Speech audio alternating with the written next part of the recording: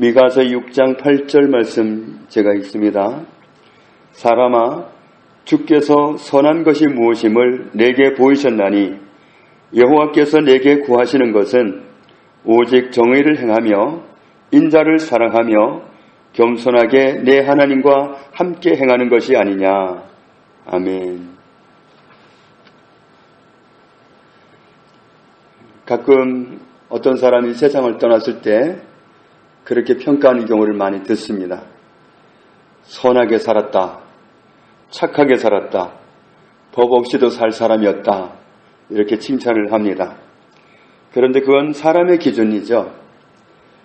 다른 사람들한테 잘하고 살았다는 건데 하나님이 보실 때는 어떻게 살아가는 것이 선한 것일까? 우리가 어떻게 살아가면 하나님께서 우리를 선하다고 여기실까? 오늘 미가서 6장 8절에 하나님께서 선하게 여기시는 삶은 이런 삶이다라고 보이셨다. 이 보이셨다는 말이 오늘은 말하다, 알리다, 폭로하다, 선언하다, 알게 하다 그런 뜻입니다. 그러니까 어떻게 살아가는 것이 선한 것이다. 하나님 보시기에 이렇게 말씀을 안 하셨다면 우리가 알 수 없는 일이지만 말씀하셨으니까 알 수 있는 것이죠. 하나님께서 선하게 여기시는 것. 그래서 나는 너희가 이렇게 살기를 원한다. 이런 뜻을 밝혀 놓으셨는데 어떻게 살아가는 것이 하나님께서 선하게 여기시는 것이냐 하면 오늘 말씀에 정의를 행하며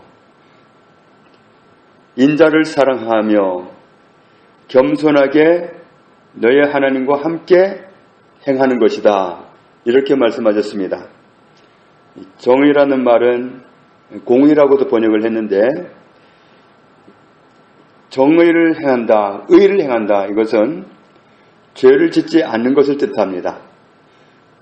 의라는 건 죄의 반대 개념인데 그래서 이 말이 히브리어로는 미시파트라는 말인데 심판, 재판, 공의, 공정, 법령 이런 뜻이 있습니다.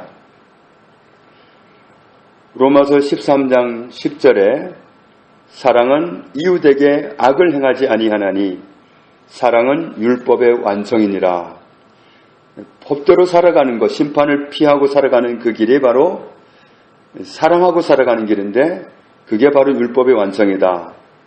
사랑은 이웃에게 악을 행하지 않는 거다. 이웃에게 죄가 되는 삶을 살지 않는 것. 이것이 하나님께서 선하게 여기시는 것이다. 그리고 또 한 가지는 인자를 사랑하는 것이다. 인자라는 말은 헤세드라는 말인데 친절, 인자, 자비, 자애 그런 뜻입니다. 그러니까 나 말고 다른 사람을 대할 때 그 사람이 누가 됐든지 간에 친절을 가지고 다가가고 친절을 가지고 대하는 거 그리고 사랑을 가지고 가서 그 사람을 대하는 거 바로 이렇게 친절을 가지고 살아가는 거 사랑을 가지고 이웃을 만나는 거 하나님은 이렇게 살아가는 것을 선하게 여기신다. 그런데 하나님은 처음부터 끝까지 이런 말씀을 반복해서 하셨습니다. 레위기 19장 18절에 원수를 갚지 말며 동포를 원망하지 말며 내 이웃 사랑하기를 내 자신과 같이 사랑하라. 나는 여호와이니라. 이웃을 사랑하는데 너 자신처럼 사랑하라 하는 말씀은 하나님이 처음부터 하신 말씀이고 성경 전반을 통해서 하시는 말씀입니다.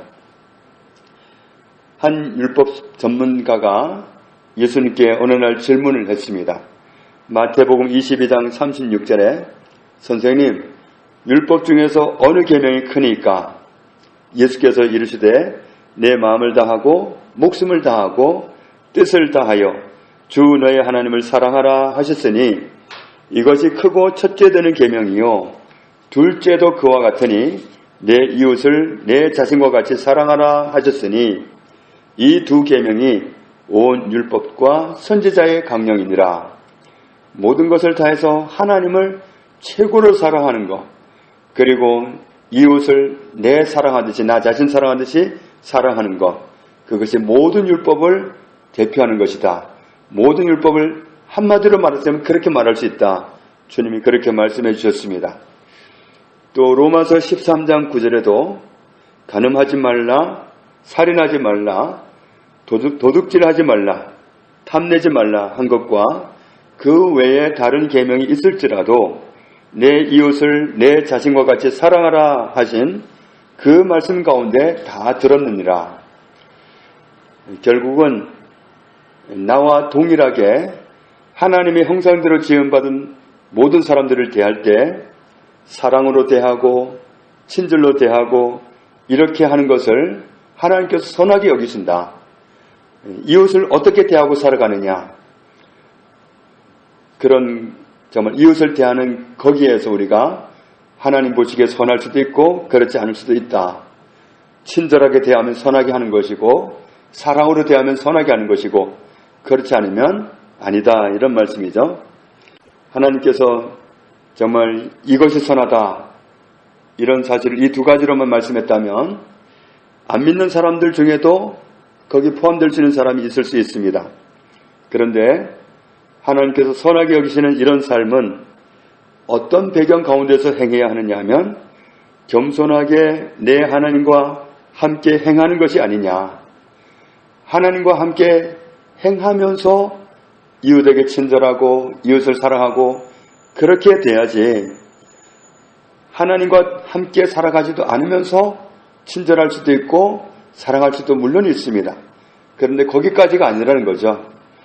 이웃에게 친절하고 사랑하고 거기에다가 하나님과 함께 행하는 그것이 포함되어야 된다.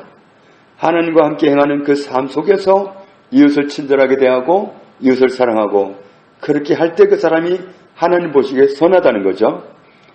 그래서 정말 하나님과 함께 행하는 그것이 없이 선하게 살아간다. 그것은 선한 것이 아니라는 말씀입니다. 정말 세상이 마지막 시대가 되면서 얼마나 예수님 믿기가 정말 우리 같으면 쉬운지 모르겠습니다. 북한 같으면 엄청난 핍박을 받아야 되고, 현재 이라크 같으면 믿음을 지키려면 죽음을 각오해야 되는, 그 무슬림에게 정말 언제 어려움을 당할지 모르는 그런 위험들도 많이 있는데 우리는 참 편안하게 예수님을 믿고 있습니다. 그런데 편안하다고 해서 함정이 없는 게 아니에요. 정말 유명한 목사님이 어느 날 교황과 손잡고 마리아 숭배하는 걸 괜찮다고 그러고, 이런 모습으로 돌변하는 모습을 보면 정말 사람은 끝까지 봐야 되는구나. 정말 한 사람이 하나님을 어떻게 섬겼느냐 하는 것은 한 단면만 보고는 말할 수 없구나. 끝까지 봐야 되는구나. 그런 사실을 정말 충격스럽게 발견하게 됩니다. 여기서 함께 행하는 것이라고 그랬는데, 함께 행하는 것을 원어로 보면 가다, 오다, 걷다 이런 뜻입니다. 그러니까 가든지 오든지 무엇을 하든지 겸손하게 하나님과 함께 살아가면서 하나님과 함께 살아가는 그런 삶 속에서 이런 선을 행할 때 하나님이 선하게 여기신다. 하나님과 함께 살아가는 데는 겸손이 필요합니다. 독신으로 사는 사람들은 가정을 이루고 사는 사람들보다 좀 강한 면이 많이 드러납니다. 사람들은 함께 살아가면서 서로 깎여지고 부드러운 사람이 되고 서로를 존중할 줄도 알고 그렇게 됩니다. 아모스 3장 3절에 두 사람이 뜻이 같지 않은데 어찌 동행하겠으며 뜻이 일치하지 않고는 동행할 수가 없다. 사람들과 동행하는 것도 뜻이 같아져야 됩니다. 결국은 그래야 동행을 할 수 있지, 뜻이 다르면 그냥 따로따로 가는 게 돼버리죠. 하나님과 나와의 관계가 따로따로 해서는 안 되고 정말 하나님과 동행하는 그런 밀착된 삶을 살아가는 그런 삶이어야 되는데, 하나님과 동행을 하려면 마찬가지로 내 뜻, 내 생각 이런 것을 포기하지 않고는 하나님과 동행이 될 수가 없습니다. 하나님과 함께 살아가는 것이 하나님 보시기에 선한 것이고, 그리고 하나님과 함께 살아가는 그 테두리 안에서 이웃을 친절하게 대하고 사랑하고 이렇게 할 때 우리는 비로소 하나님 보시기에 정말 선한 사람이다, 이런 인정을 받을 수가 있습니다. 정말 우리가 하나님께서 원하시는 선, 하나님께서 이런 삶을 살기를 원하시는데, 정말 우리가 하나님 보시기에 선한 이런 모습으로 늘 하나님과 동행하는 그 선에서 하나님이 나와 동일하게 하나님이 형상대로 지으신 이웃들을 대할 때 친절하게 다가가고 사랑으로 다가가고 이런 삶을 드릴 수 있는, 그런 삶을 제물로 드릴 수 있는 그런 우리의 삶이 되기를 주님의 이름으로 축원합니다. 하나님 아버지 감사합니다. 우리의 삶이 하나님 보시기에 선한 삶이기를 원합니다. 어떤 모습이 하나님 보시기에 선한가를 가르쳐 주셨사오니 주님 말씀대로 순종하기 원합니다. 나와 똑같이 하나님의 형상대로 지음받은 모든 사람을 대할 때 친절하게 대하고 사랑으로 대하고, 그리고 이 모든 것을 하는 그 라인은 하나님과 동행하는 라인 안에서이기를 원합니다. 일평생 이와 같은 삶을 살아갈 수 있도록 죄를 붙들어 주시고 축복하여 주옵소서. 예수님 이름으로 기도합니다. 아멘.